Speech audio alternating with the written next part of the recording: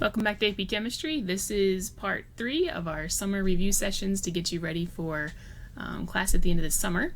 So today we're going to be looking at what is inside an atom, and these are just some really fundamental chemical ideas about what an atom is made of and how atoms interact with other atoms, those sorts of things that form the basis for what we do throughout chemistry with chemical reactions and equations and these sorts of things. So let's get right into this, all right? So what is an atom? We're going to first do some basic terms, things you probably can rattle off to me right now, hopefully. If not, then come back and do some review. So the atom, we typically say the atom is the smallest unit of an element. And the word atom goes back in history for a long time.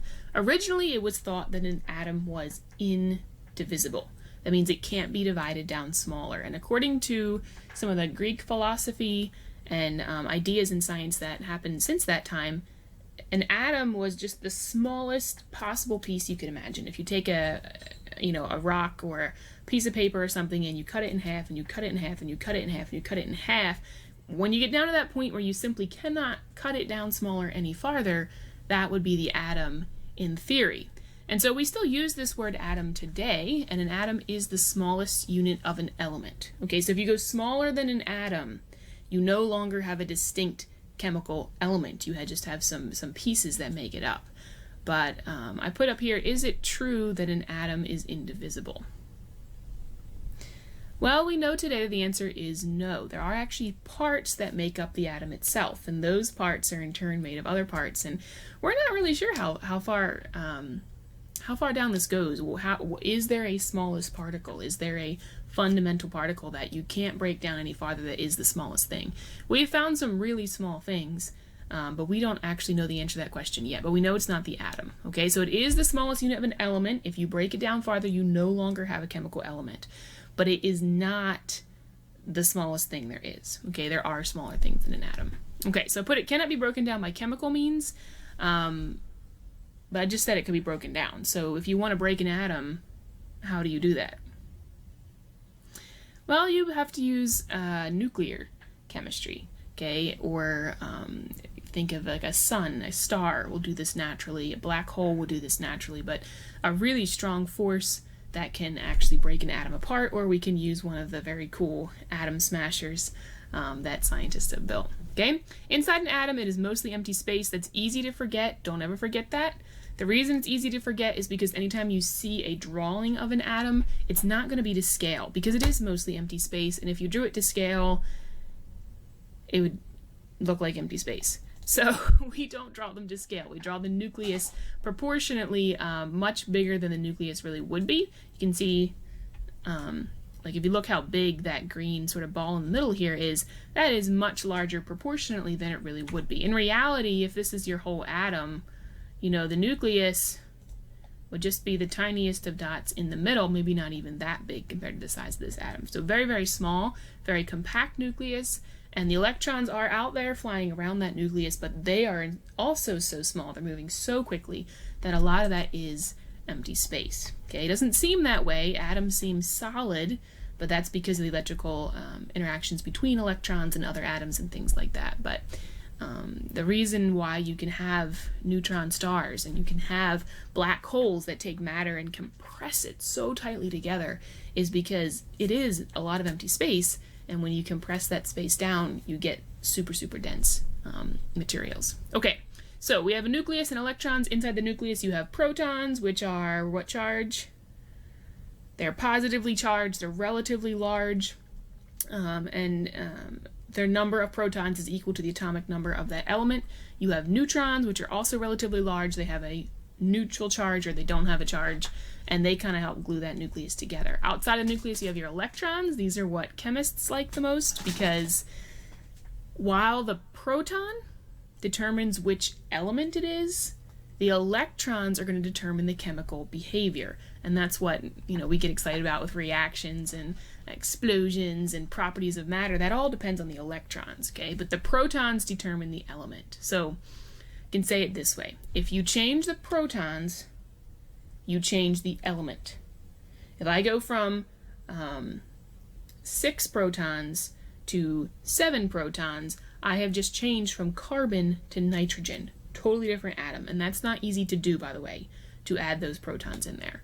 But if I change the electrons, I have changed the charge, maybe from a neutral atom to +1 or -1, something like that, which can change the chemical properties a little bit or how it behaves, but it doesn't actually change the element. All right, so some terms for you: molecule, compound, pure substance. We've heard these terms many times before. Let's make sure we have a clear definition of them. So molecule is 2 or more atoms put together. That's it, okay? If you have at least 2 atoms and they are chemically bonded together, not just, a little bit of attraction there, but actually a chemical bond. We're talking covalent, ionic, or metallic bonding. You have a molecule. A compound, a lot of times we think of these as the same thing. They are a little bit different. A compound is 2 or more elements put together. So this is where the diatomics come in. So if you have O2, all right, 2 oxygens bonded together like this, this is in fact, we'll just put O2 here, that is in fact a molecule because it has 2 atoms bonded together chemically. It is not a compound because both atoms are the same.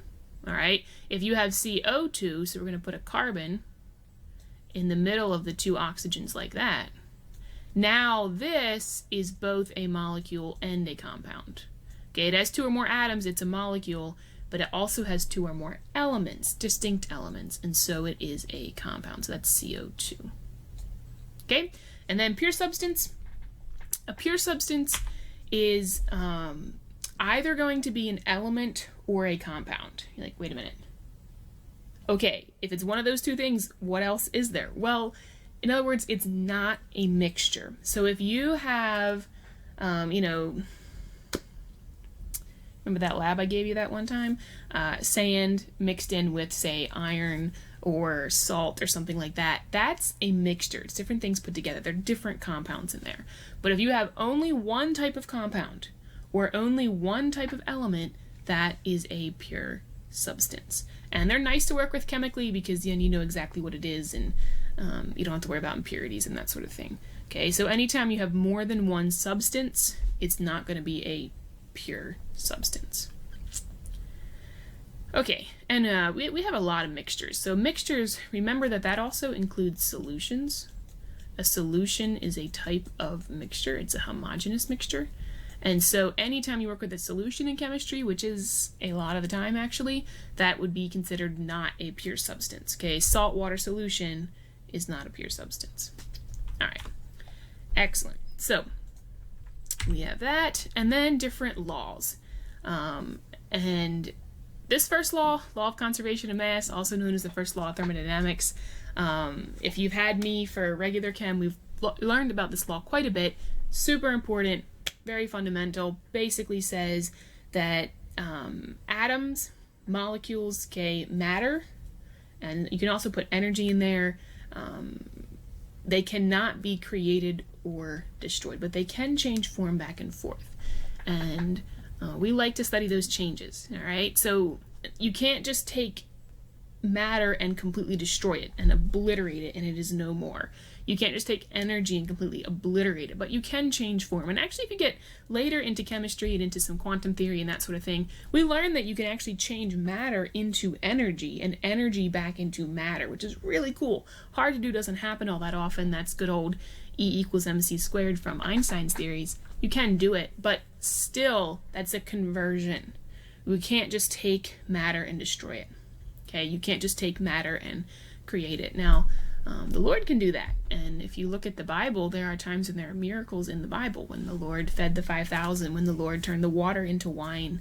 A lot of his miracles that actually involved, it would seem, creating new things on the spot. And that's something that we can't do. God can do that. Obviously, he made the whole world. Okay, if you believe the Bible, then we believe that very Genesis, all the way back in the beginning, God says that in the beginning God created the heaven and the earth.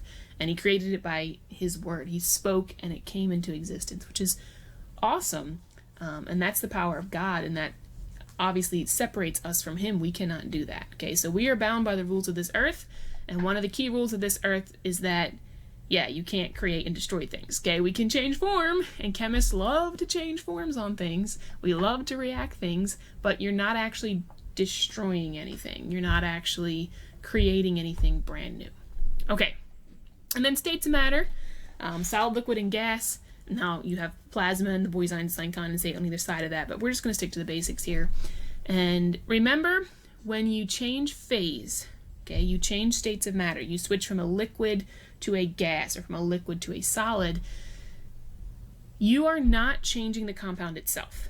You're just changing the forces between them. And we'll talk about what those forces are and go over that later in the year. Okay, so my little quick trick for remembering them, remember solid, you take your hands, cup them, and lock them in place like this so that you have a solid, because a solid tends to be locked in place. The molecules are held tightly together. It's rather rigid. You can have a little bit of vibrational energy back and forth, but not much movement there. And then a liquid, okay, this is liquid. Kind of pull your hands over each other. The molecules are still touching, but there's more movement, there's more energy involved, and then gas goes floating off like this. So you have solid, liquid, gas. The gas has a lot of energy, high energy particles. They're not touching, they're not connected to each other. But all three of those states, solid, liquid, and gas, the molecules are the same. Okay, if you have water as a solid, ice, and then you have, so here's your little cube of ice, and then you have water as a liquid, and then you have, water as steam. On all three of those, if you went down to the molecular level, you'd still have H2O. Okay, our good old Mickey Mouse ears here. You'd still have the H2O molecule. It's just how it's connected to other molecules has changed. Okay, make sure you can identify those states, and by looking at a picture, you could tell me a drawing, like a circle drawing, if you believe that that's a solid, liquid, or gas. All right. Okay, so types of change. You have two basic types of change. You have chemical and physical. And I tried to think how to put this in the simplest form for you, and so I just said a chemical change, you actually need to have a different chemical formula. All right, if you start out with O2, and I don't know, what are we going to start out with? And H2, all right? And when you're done, you have H2O. That is a different substance. O2 and H2 are different than H2O. The formula is different. That's a chemical change. If you start off with H2O, but let's just say maybe this H2O is solid, this is ice, and then you switch to H2O, but now it's a liquid, now it's water, as we typically think of it, that would be a physical change, okay? It's still the same substance, the chemical formula has not changed, but just the state has changed. Sometimes it's hard to tell, like when you have an equation, that's very easy to see. Yeah, I had this thing to begin with, now I have something different. That's a chemical change. But in real life, when you're looking at processes happen in the lab, it can be a little hard to tell if it's actually a chemical change or not. And sometimes you have to do some analysis to figure that out. But there are things that give you clues, things like gas production, heat production, change in pH, change in color, that often indicate a chemical change, but not necessarily always. Okay, so take a look at this. We have distillation. So you'd have a solution here, probably some kind of salt solution or something. You're going to boil it, and then as the steam, the liquid comes up, you'll put it, it's going to get forced through this tube. As it gets forced through this tube, cold water comes in, cools it down, it turns from a gas back into a liquid, the liquid drips out into here. Okay, so we have just kind of pulled the liquid out, and the question would be, is that a chemical or a physical change? What do you think?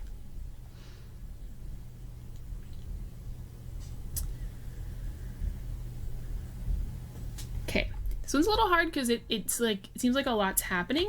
We have boiling going on over here, and we have changes in state, and then liquid comes out. But in reality, this is actually typically considered a physical change. Why? There's water in here. There's water in here. The difference is that this water is in solution. There's a salt or some other compound dissolved in there, whereas this is pure water.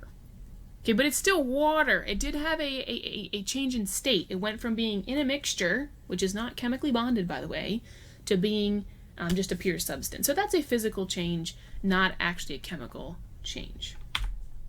All right. Just quick review there. And then some of the last things we want to talk about here. This is the gentleman, I just forgot his name. I wrote it down here. Proust, Marcel Proust.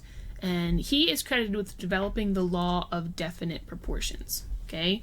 So the law of definite proportions and the law of multiple proportions, I'm not actually sure if you've seen this before in these terms or not, but the ideas behind them you should understand. Maybe you just haven't seen it in these words. Okay, they look similar, they are a little bit different, they are related. And these laws were formed in the early days of chemistry, really before they understood what was inside an atom. Like, they probably couldn't have told you that an atom has protons, neutrons, and electrons in it when they made these laws, okay? But these laws helped guide the theories that then determined what an atom is. You don't have to know these gentlemen's names, by the way, but I just put them there in case you're interested. So, law of definite proportions. Proportions, think like fractions, okay? Definite means for sure. The law of fractions that don't change. Something like that. Also called the law of constant composition. And this says that the same compound will always have the same ratio of atoms by mass. Okay. You probably are used to thinking of this in terms of moles. So, in other words, if you have, let's just take carbon dioxide, because it's relatively simple here. If you have carbon dioxide, for every 1 mole of carbon, you'd have 2 moles of oxygen, right? You can probably tell me that. Well, they didn't know about moles at this time, but what they did know is they could do mass. They could weigh something in a lab. And so they discovered that if they took carbon dioxide and broke it down into its elements, it was always the same ratio by weight, okay, of those 2 elements. It wouldn't be 1 to 2 necessarily, because, moles are not the same as mass. But still, that would be a constant ratio. If you had carbon dioxide, CO2, and you broke it down into carbon and oxygen, and you weighed those 2, that ratio, that proportion, would always be the same. And that's because one compound has the same composition, all right? If you're CO2, you're CO2, and that's going to be the same thing. Okay, that might seem odd then, so hopefully you can understand that. But then when you look at this law of multiple proportions, what? This says that the same 2 elements may combine in more than 1 ratio by mass. Wait a minute. I just said it always has the same composition. It does if it's the same substance. Let me try to explain this. So you have CO2, but you probably also know that you can form CO, right? Carbon monoxide. You might even be able to get CO3 in some really interesting, that's the carbonate ion, in some, depending on your circumstances there. So these 3 compounds, all of them have carbon and oxygen, right? But they are different ratios of carbon and oxygen. That's the multiple proportions idea. Okay? How that fits in is these are not the same substance. So if you only had CO2, you will always have the same ratio by mass. Okay, if it's CO2, it has this ratio. Bam, bam. However, it is possible to get different compounds by combining those different elements. So if that's still confusing to you, feel free to message me or something and I'll try to explain it some more. But basically, you can take the same 2 elements and you might be able to form more than 1 compound from them, but 1 compound always has the same composition. So again, they did this with mass back in the day because, they didn't know about moles. They didn't even fully know what was inside the atom, because this law of multiple proportions, was developed by this gentleman. Anyone know who that is? You might recognize his picture. That's actually John Dalton. And that name should ring a bell, okay? Dalton was the guy, Dalton's atomic theory, who really developed the theory of the nuclear atom. And these laws helped him to figure that out. Hey, there's got to be some, distinct composition of an atom that lets them do this. All right, so that is actually it for this quick section. It was more a terms review and looking at a few laws. Hope that was helpful for you. See you next time.